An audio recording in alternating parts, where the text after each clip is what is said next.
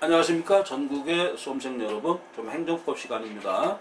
지금 행정계획을 보고 있습니다. 행정계획에서 중요한 것은 집중효가 되겠습니다. 집중효. 잘 보십시오. 집중효. 요 얘기가 상당히 어려운 얘기인데요. 인가라든가 그다음에 어떤 허가를 받을 때 가장 중요한 인가가 있습니다. 그 다음에 작은 게 여러 가지가 있겠죠. 이 집중효는 뭐냐면 이 가장 큰 행정에 대해서 이걸 인가라든가 허가를 받으면 나머지 이 부분에 대해서 인허가를 안 받아도 된다. 이게 바로 집중효가 되겠습니다. 그러니까 이 집중효는 절차적 생략을 뜻한다. 이렇게 우리가 보면은 정답이 되겠습니다. 그래서 절차적 집중효를 우리가 뜻하고 그 다음에 이제 실체적 집중효. 실체적 집중효.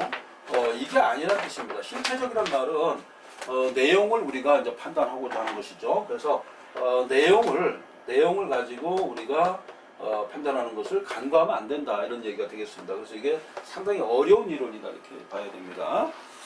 자, 그래서 행정계획의 효력, 집중효, 통제 이렇게 되어 있습니다.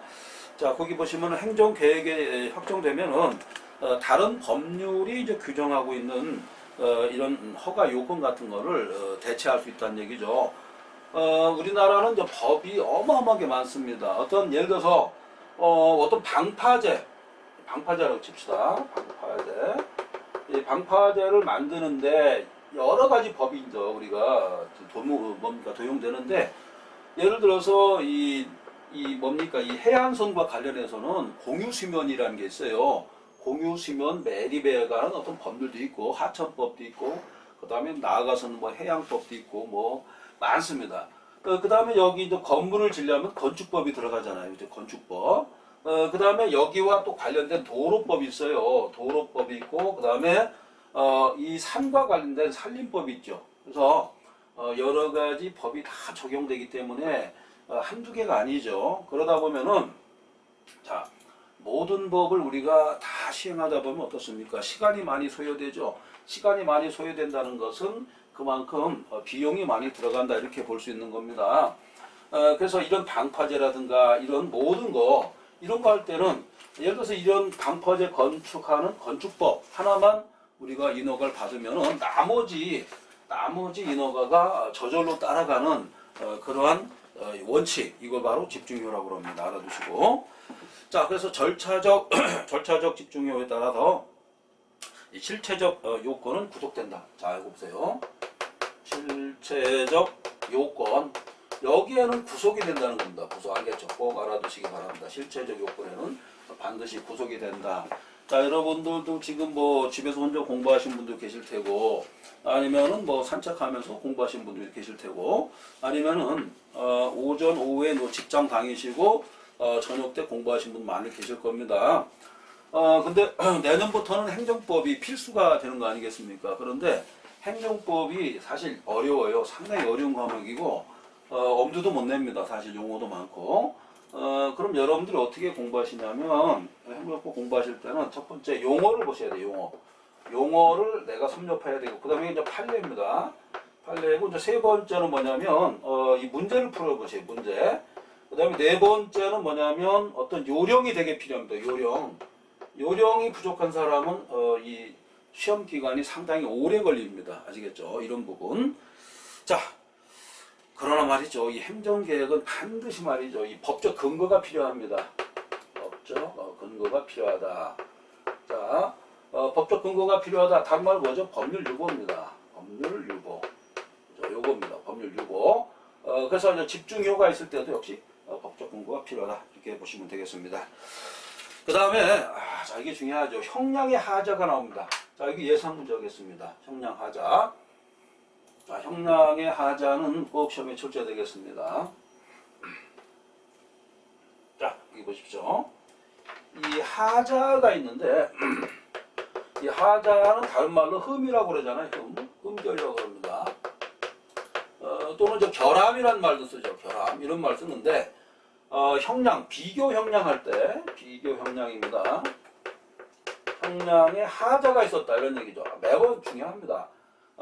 이 침익과, 그러니까 그래프로 그리면 이거죠. 침익, 이건 수익이죠.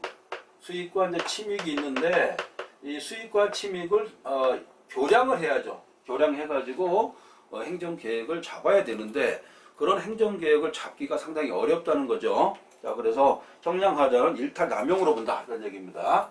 자, 형량하자를 어떻게 보느냐? 일탈남용이죠. 자, 지금 점점 말이죠. 날씨가 더워지고 있습니다. 여러분들 공부하기 힘드시죠? 그런데 일탈남용이란 개념이 상당히 어려운 개념인데, 일탈은 뭐냐면 외적인 하자가 발생한 것입니다. 하자. 남용이라는 것은 내적 하자예요. 내적 하자. 이런 얘기고. 자, 그럼 일탈남용이 있으면 어디로 가라고 그랬어요? 행정소송법 27조로 가야 돼요. 27조 가면 어떻게 되어 있습니까? 매번 나오죠. 일탈남용이 있을 때 법원은, 자, 이렇게 되어 있습니다. 법원은 이를 취소할 수 있다. 이렇게 되어 있습니다. 이거 매번 나오는 레퍼토리입니다. 이렇게 알아두시면 되겠습니다. 자, 그 다음에 이제 형량하자를 우리가 한번 체크를 해야 돼요. 그럼 형량하자에 뭐가 있을까? 또 중요하죠. 자, 우리가 이제 행정법을 공부하는 방법, 그 다음에 행정학을 공부하는 방법, 완전히 다르다고 그랬죠. 행정학은 기본기를 빨리 봐야죠. 빨리 보고, 그 다음에 문제를, 중시되는 문제를 빨리 해결해야 됩니다. 반면에 행정법은 어떻다고 그랬죠? 판례 다 봐야 됩니다. 그 다음에 조문 다 봐야 돼요. 즉 실체적 부분을 얼른 보고 그 다음에 문제로 들어가야 됩니다. 공부하는 방법이 전혀 다릅니다. 자, 형량하자 보겠습니다. 꼭 시험에 이건 별표 한 5개 치셔야 됩니다. 꼭 숙제되니까요. 형량하자입니다. 자, 우리 행정법은 스토리가 아니라고 그랬죠. 스토리가 아니고 법의 규정이기 때문에 상당히 딱딱하면서도 재미가 없어요. 재미가 없지만 그렇지만은 효자 과목이라고 그랬죠. 형량하자는 첫 번째가 조사 혜태가 있습니다. 조사 혜태라고 그러죠. 혜태란 것은 게을리했다 이런 뜻입니다. 게을리. 자, 게을리했다 이런 뜻입니다. 혜태는. 그 다음에 두 번째는 뭐냐면 형량 뭡니까? 전혀 하지 않은 거 있죠. 해전이라고 하죠. 전혀 하지 않았다. 전혀 하지 않은 겁니다. 그것을 해전이라고 합니다. 이것도 이 형량 혜택에 해당합니다. 그 다음에 형량 흠결이 있어요. 형량 흠결은 뭐냐면 누락한 겁니다. 누락. 자, 전혀 하지 않은 거고. 자, 그래서 형량 혜택이라고 합니다. 그 다음에 네 번째는 뭐가 있냐면요. 오형량이 있습니다. 이게 시험 나옵니다. 오형량. 자, 오형량은 형량을 이 객관성, 즉 객관성이 없게 한 겁니다. 객관성이 떨어지는 거, 이걸 오형량이라고 그래요. 자, 그래서 암기를 합니다. 해전, 여기 외우세요. 해전. 그 다음에 흠루, 그 다음에 오객입니다. 요것만 아시면은 한 문제를 맞히는 겁니다. 그죠? 해전, 그 다음에 흠루, 오객 이렇게 보시면 되겠습니다.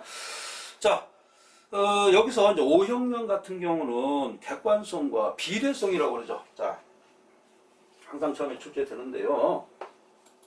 행정비례원칙 있죠. 행정비례원칙이 뭐가 있습니까? 적필상이라고 했죠. 요겁니다. 적합성, 그 다음에 필요성, 그 다음에 상당성 이렇게 세 가지가 되어 있습니다. 그래서 적필상 이렇게 꼭 공부해 주시기 바랍니다. 자, 적합성은 뭐냐면 행정을 법에 적합하게 해야 된다 이런 뜻이고, 그 다음에 필요성이 뭘까요? 필요성은 바로 최소 침해 원칙을 뜻합니다. 최소 침해 원칙이다. 자, 이런 뜻이고, 상당성은 뭡니까? 바로 협의의 비례성 원칙이죠. 협의의 비례성 원칙이다. 이게 바로 상당성이 되겠습니다. 자, 우리가 이제 행정법을 잘 하려면은 이런 원칙 있죠. 원칙을 공부하고 행정법도 역시 시험에 출제되는 부분이 항상 출제됩니다. 이런 부분을 우리가 숙지하면서 하면 되겠습니다. 자, 여러분들은 얼마든지 할 수 있는 그런 능력을 가지셨어요. 자, 그 다음에, 자, 우리가 또 중요한 게 뭐냐면, 자, 이 산림법이 자주 출제됩니다. 산림법. 자, 그래서 판례 하나를 제가 읽어보겠습니다. 도로의 관리청이 구산림법의 입법 목적, 벌채, 임산물의 구치에 관해서 관계기관과 협의하도록 규정되어 있었다. 이런 얘기죠. 이랬을 때는 뭐냐면 동의를 받은 일반인에게도 미친다. 이렇게 본 겁니다. 아시겠죠? 그러니까 동의받은 사람한테도 미친다 이런 것이 판례 태도가 되겠습니다. 자, 그 정도 보시고요. 그 다음에 건축허가 이 부분도 이제 시험에 출제될 수 있습니다. 자, 이 얘기는 뭐냐면 건축 불허가 처분했는데 건축 불허가에서 다른 이유가 있습니다. 예를 들어서 무슨 뭐 전기라든가 전기통신법이라든가 이런 거에 반했을 때는 건축 허가를 거부할 수 있다 이런 또 규정이 있습니다. 자, 그 다음에 중요한 것은 뭐냐면 형질 변경이죠. 역시 형질 변경이 꼭 시험에 출제됩니다. 자, 형질 변경은 법적 근거가 없어도 된다 그랬죠. 꼭 알아두시기 바랍니다. 자, 여러분들은 지금 행정법의 가장 중요한 부분을 공부하고 있습니다. 자, 바로 형질 변경이 되겠죠. 형질 변경은 법적 근거가 없어도 된다는 겁니다. 법적 근거. 법적 근거가 없어도 된다. 항상 시험에 출제됩니다. 그래서 최근에 행정법 시험에서 넘버원이 뭐냐 이렇게 물어보면 바로 형질 변경이에요. 어떤 산이 이렇게 있는데 산에 어떤 산을 깎아가지고 그죠? 이 부분 여기다가 어떤 마을을 만들었단 말이에요. 마을. 근데 문제가 뭐죠? 바로 산사태. 그죠? 산사태 또는 뭐 여러 가지 사태가 발생해서 사람이 이제 죽어나가는 경우가 많죠. 그렇기 때문에 이때는 법적 근거 없이도 거절할 수가 있습니다. 자, 이런 문제 알아두시기 바랍니다. 자, 그 다음에 이제 행정계획안이라는 게 있습니다. 행정계획안이죠. 행정개혁안입니다. 이것은 처분성이 있을까 이런 얘기인데요. 이것은 비구속적이다. 비구속적입니다. 비구속. 자, 우리가 행정법 보면 거의 사례 문제잖아요. 대부분 다 사례입니다. 자, 이렇게 공부하시면 되겠고, 그 다음에 중요한 게 또 나옵니다. 뭐냐면 도시계획 시설할 때 말이죠. 일단 착수하게 되면은 법률상 이게 없다는 겁니다. 무슨 얘기입니까? 자, 어떤 도시계획을 세웠는데 이미 착수를 했어요. 그럼 여기에 대해서 소송을 제기할 수 있을까요? 없다는 것입니다. 아시겠죠? 소송을 제기할 왜 그렇습니까? 이유가 자, 이미 착수했다라고 하면은 착수 비용을 환수할 수가 없다는 겁니다. 알았죠? 그런 것도 알아두시고. 자, 그 다음에 또 중요한 것도 나오죠. 도시계획 사업 시행에 의해서 토지 수용돼서 소유권을 상실한 자. 자, 소유권을 상실한 자 어떨까요? 소유권을 상실했다. 상실했으면 한마디로 말해서 뭡니까? 이미 내 거 아니죠. 국가 또는 이 사업 시행자한테 넘어간 거 아니겠습니까? 그러니까 내가 소유권을 주장할 수 없다. 이렇게 보시면 되겠습니다. 자, 그 다음에 우리가 생각할 게 이제 계획보장 청구권이 되겠죠. 자, 계획보장 청구권은요, 인정하지 않고 있다. 자, 알아두시기 바랍니다. 행정법은 이렇게 구체적인 사례가 상당히 많습니다. 그래서 계획보장 청구권은 우리가 공공복리성에서 인정하지 않고 있다. 이렇게 볼 수 있습니다. 우리가 이제 계획보장 청구까지 공부했고요. 그 다음에 이제 우리가 공부할 것이 이제 행정 절차로 들어가도록 하겠습니다. 행정 절차.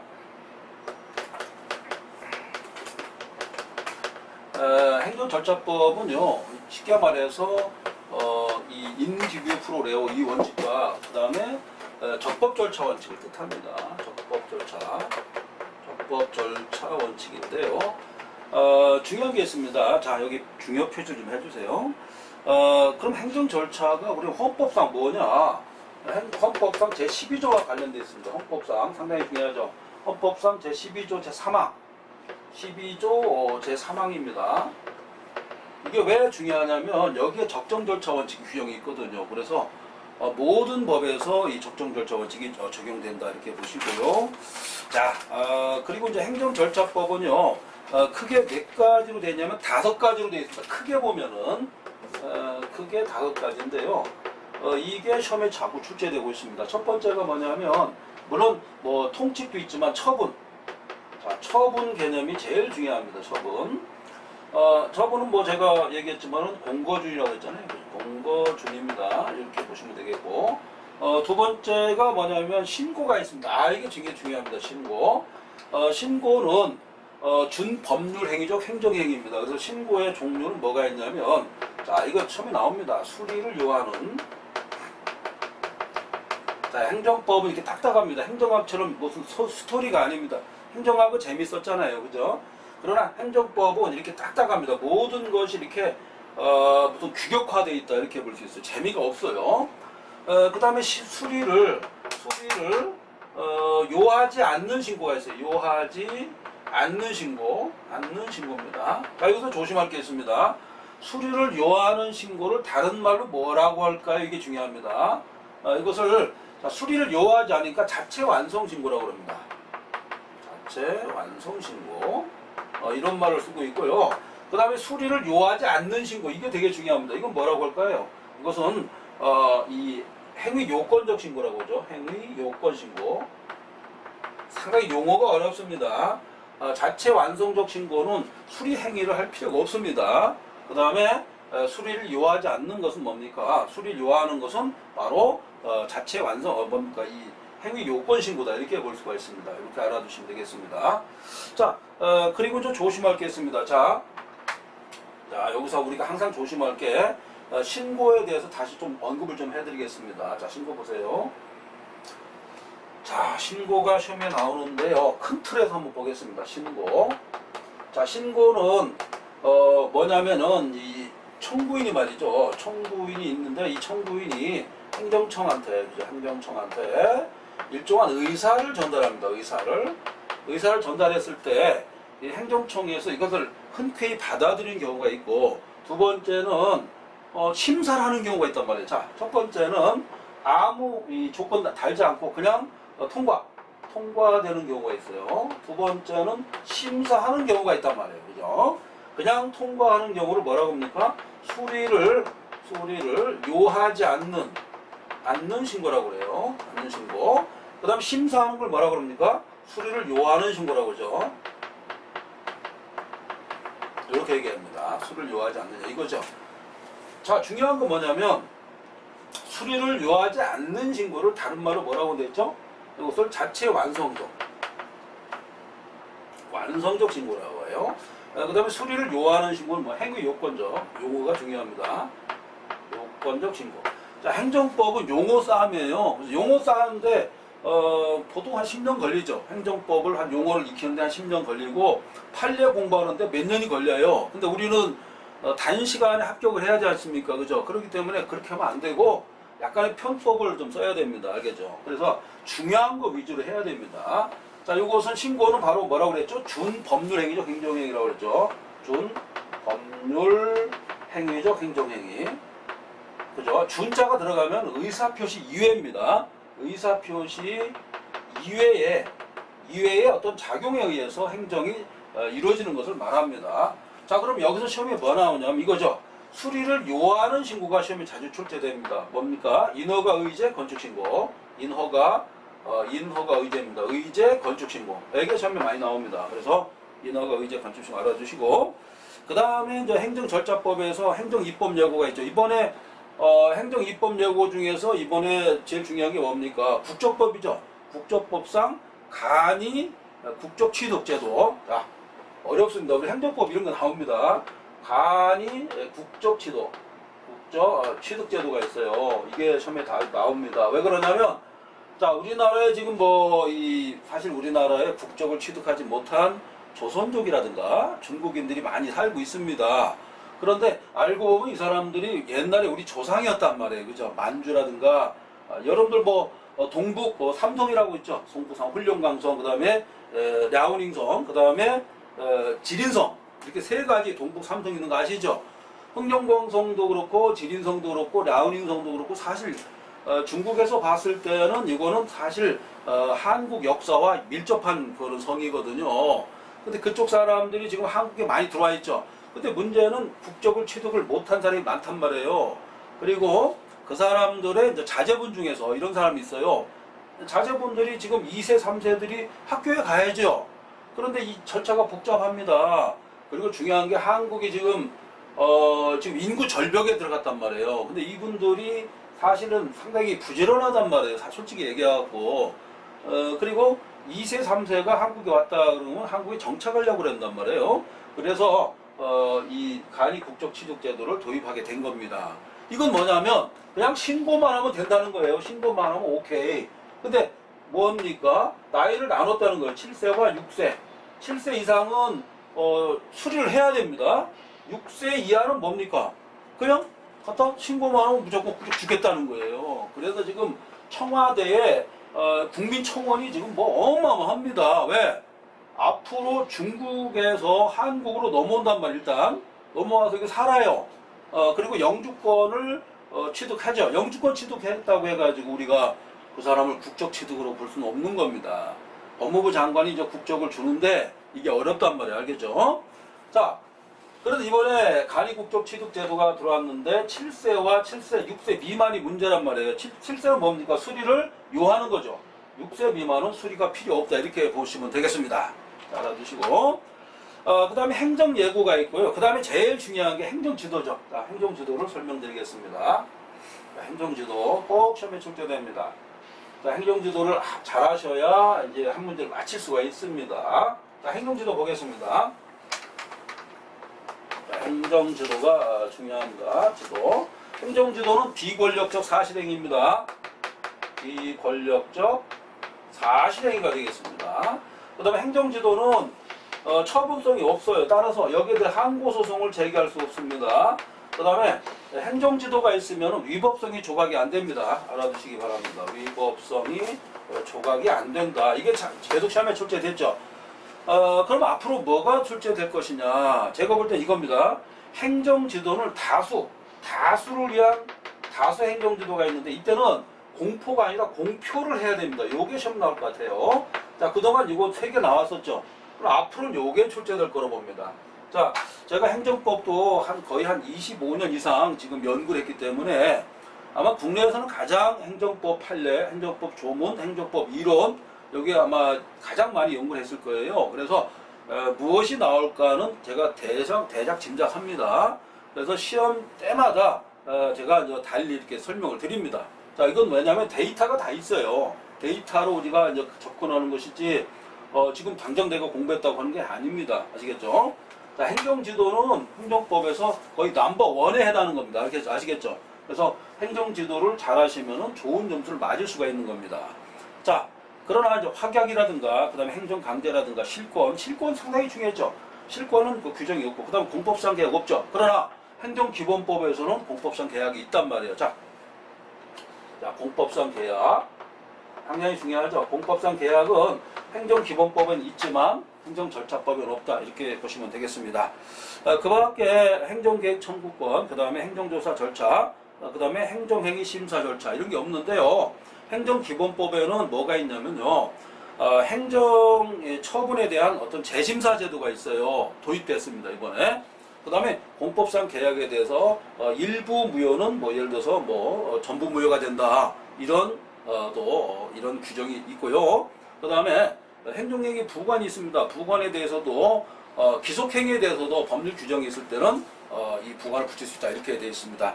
자, 여러분들 이번 시간에는 이 정도로 이제 마치는 걸로 하고요. 행정법에 대해서는 항상 서두르지 마시기 바랍니다. 수고하셨습니다.